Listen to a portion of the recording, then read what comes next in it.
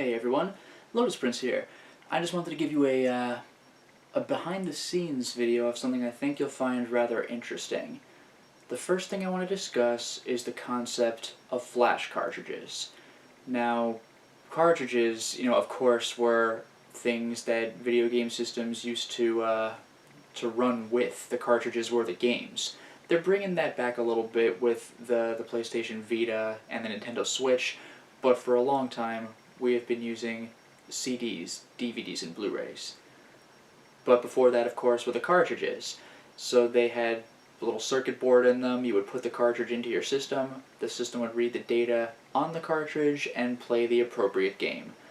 Now, flash cartridges, the idea for those is that you could take the ROM of the video game and put it onto your cartridge, flash it onto it, and then be able to run whatever game that was on your system. This was actually an official thing back in probably the 80s, because I believe it was for the original Famicom, what Americans, and well, the West in general calls the Nintendo Entertainment System, but with the Famicom, I believe there was a sort of rental system where you would get a cartridge, play whatever game was on it until you were done with it, and then bring it to some station where you would put the cartridge in, have the data wiped, and then replaced with a data of a different game. So you'd have one cartridge and you could have like 4 games, like one at a time.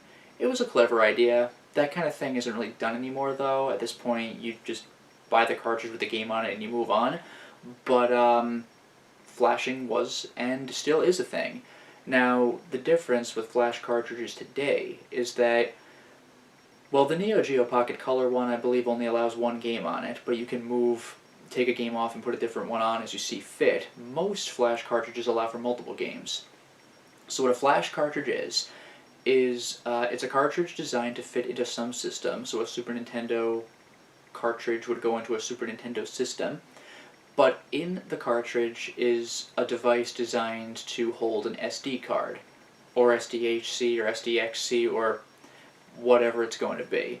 So what you can do is you can put multiple ROMs, again with some exceptions, but usually multiple ROMs onto the one SD card, and then put the cartridge into your system, so the system accepts the cartridge that should fit into it, and then runs whatever game you choose from a list off of your SD card, so you can play whatever game you want. Now, there are several purposes for this. You might be able to play a game that never otherwise made it into your region. For example, if I wanted to play Terranigma, that game was never released in the States, so maybe I could get a ROM of it onto a flash cartridge. But at least Terranigma was released in English. There's also games like Clock Tower, which were never released in English, for the Super Nintendo anyway. So I had a fan translation of that. I have a repro card of that, but the principle is still the same. Somebody had a Super Nintendo cartridge that they put Clock Tower onto, but with a flash cartridge I could put Clock Tower onto the SD card and run that through my cartridge into the system. So I could get the fan translation of something that I never would have otherwise received at all, let alone in English. Then there are games that are just too expensive, that you really can't get otherwise, and they're no longer officially sold, so it's not even like you're helping the developers. For example, well, this is no longer true now, but Earthbound is like a $200 to $400 game, and you couldn't even pay Nintendo for it, because during the N64 GameCube era, it was long since out of print, so you'd have to pay some private seller for it, or you could emulate it or run it on a flash cartridge. Now, though, Earthbound is available in the Virtual Console for a very reasonable price, so I recommend you buy that if you want to play it, but you get what I mean.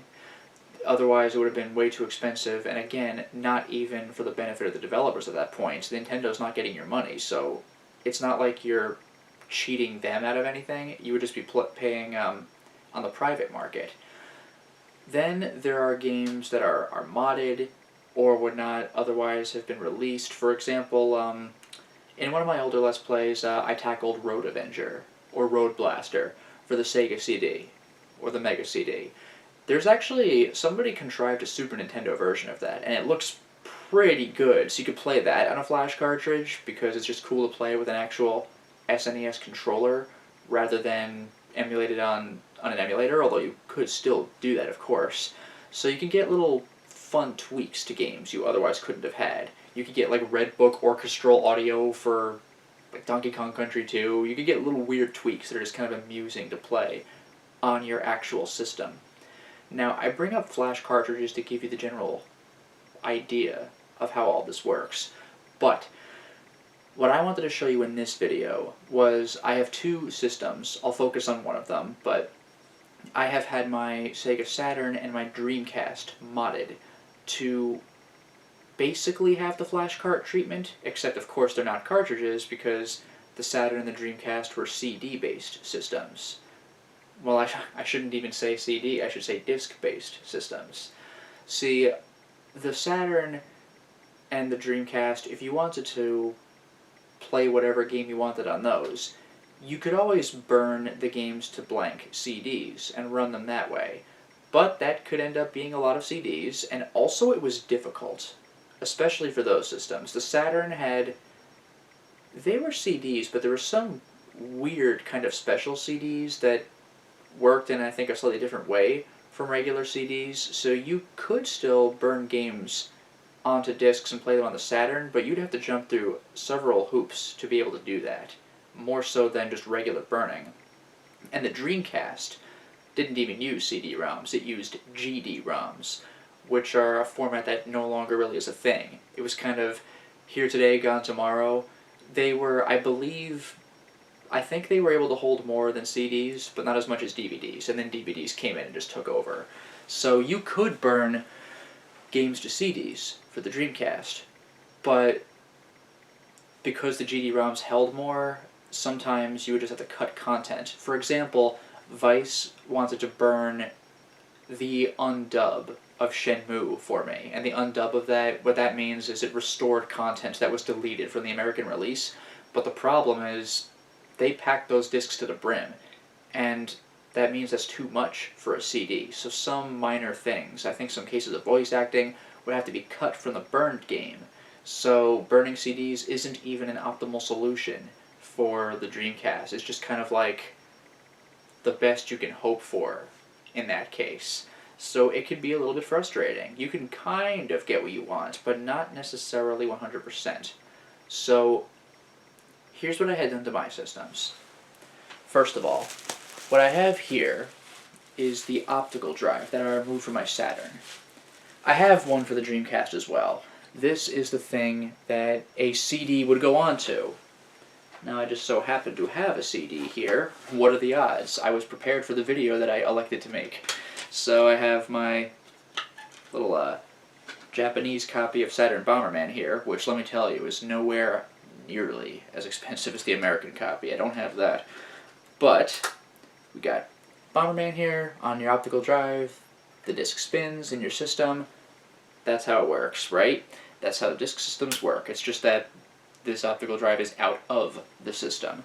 So the reason I have this out is I basically had the flash cart treatment for the system itself. I can't have a flash CD because CDs only hold so much memory. It's usually only good enough for one, maybe two games if they're really small games. You can't really do a flash CD.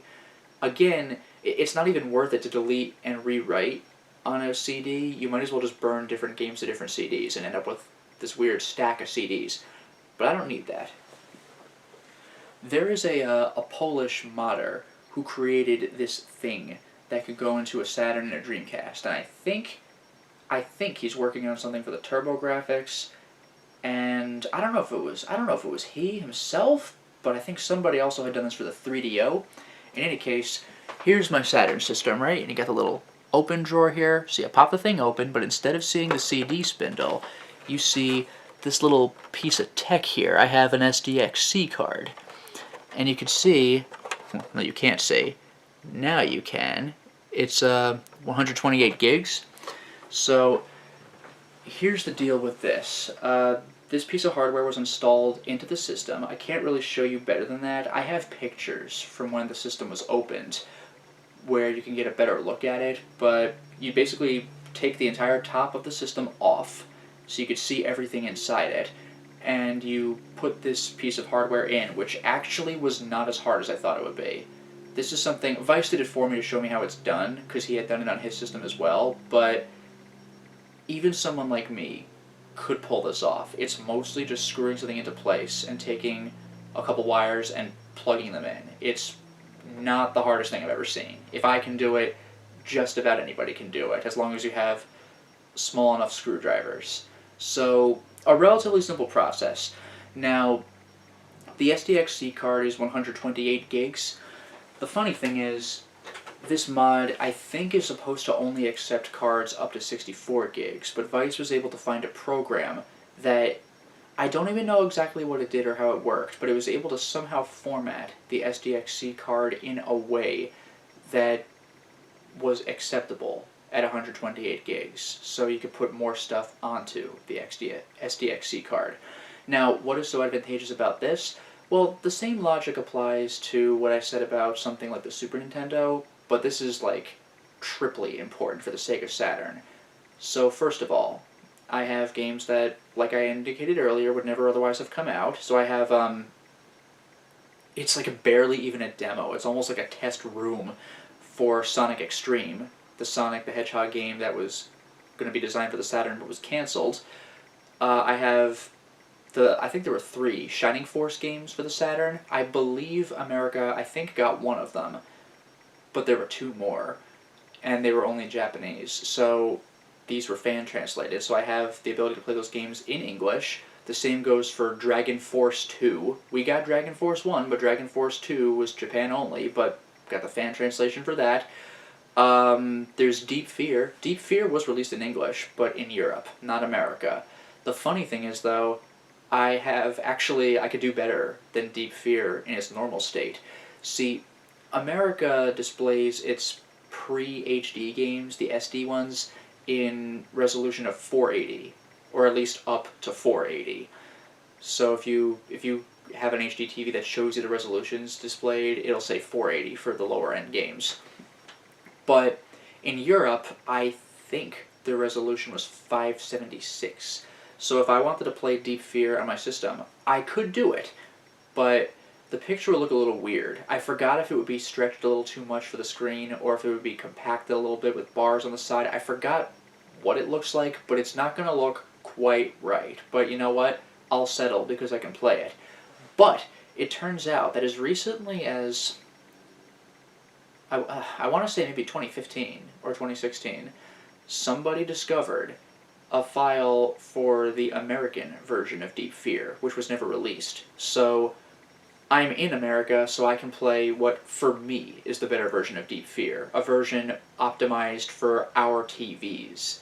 If I were in Europe, I would just play regular Deep Fear, but there's an Americanized version of it, so I would play that if I were to go through the game. And I'm able to now, because of, you could do this with emulation, but also with this mod to my system. I can play it on the actual system.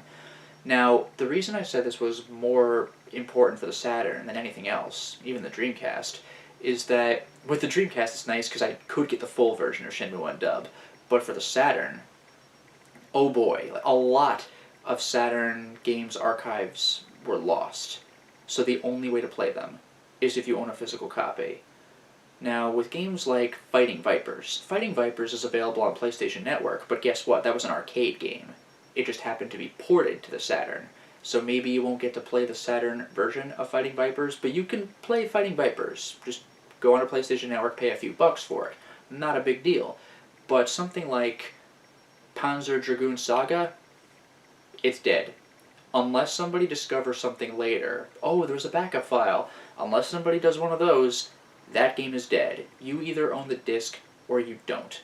So a mod like this for the system I feel is all the more important because this isn't even a case of, oh, if only I could, like, I'm not going to pay Sega, I'm going to pirate my game. Like, no, you cannot pay Sega for this. They cannot sell it to you. They don't have it to sell.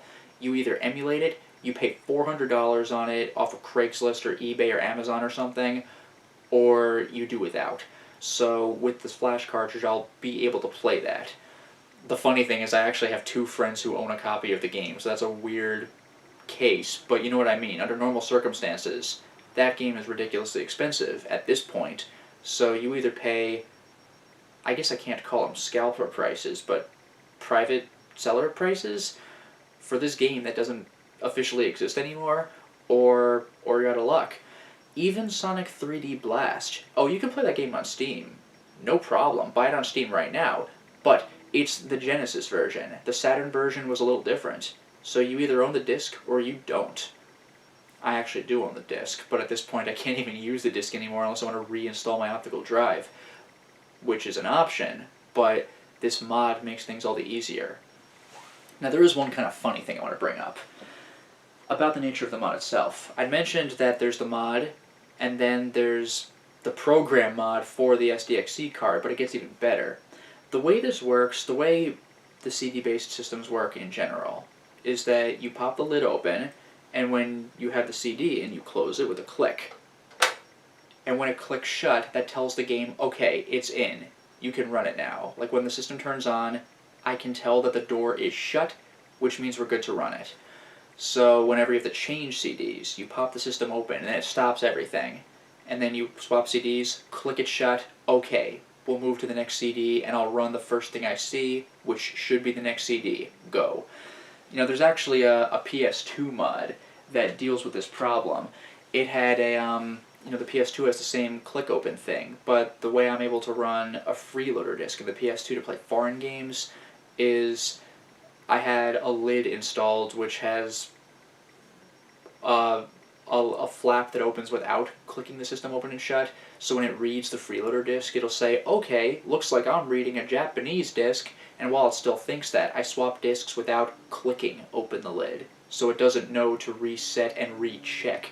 So I put in I put in a Japanese CD, and it'll think everything is fine, it should be running that CD. Or I think I might have said it wrong. I think for the freeloader, I think I tell it it's running something American and it continues to think the next CD is American when it's not.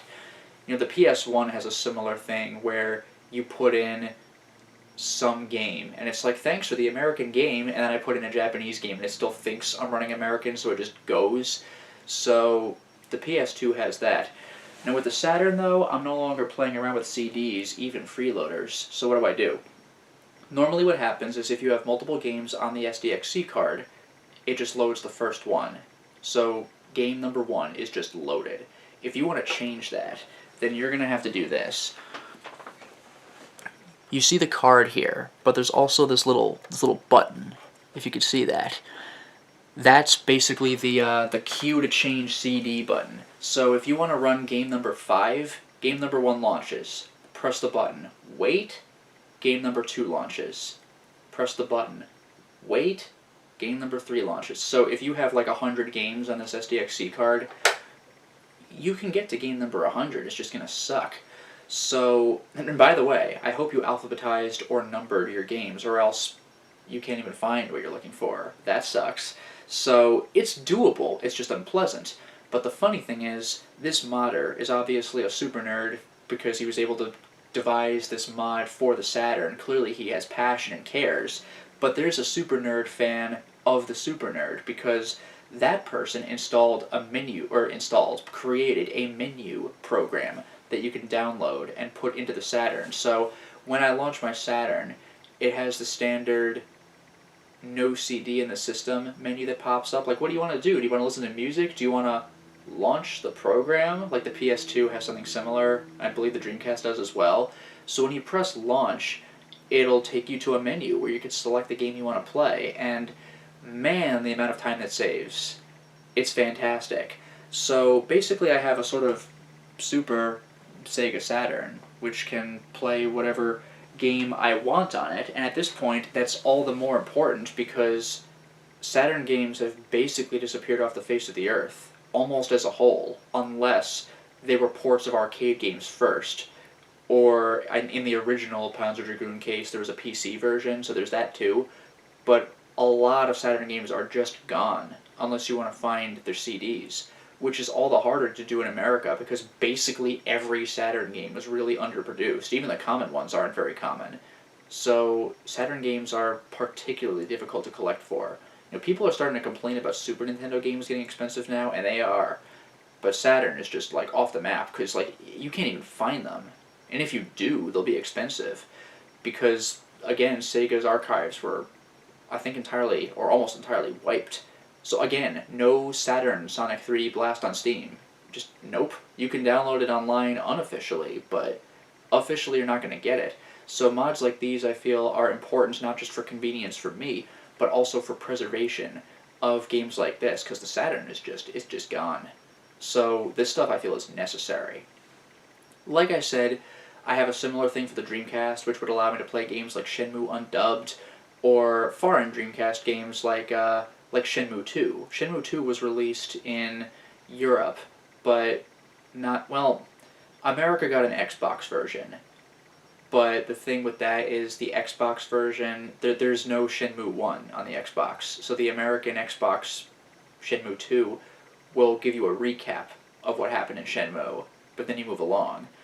But with Dreamcast, Shenmue 1 and 2, if you have Shenmue data on your VMU, you can actually port some of your moves over into Shenmue 2 on the Dreamcast. So that's a feature that America would have lost if not for something like a project like this. Or even if you want to do a freeloader disc, stuff like that is still necessary, because officially we could not do this. We would need a European Dreamcast, and that's just a whole other mess, because you can't hook up a European Dreamcast into an American wall outlet without modification, and it's just a whole thing. So yeah, I basically have a Super Sega Saturn and a Super Sega Dreamcast as a result of all this. So it'll allow me to play some games that would be either hard to get or utterly impossible for someone like me who is in America and might want to play a non-American game.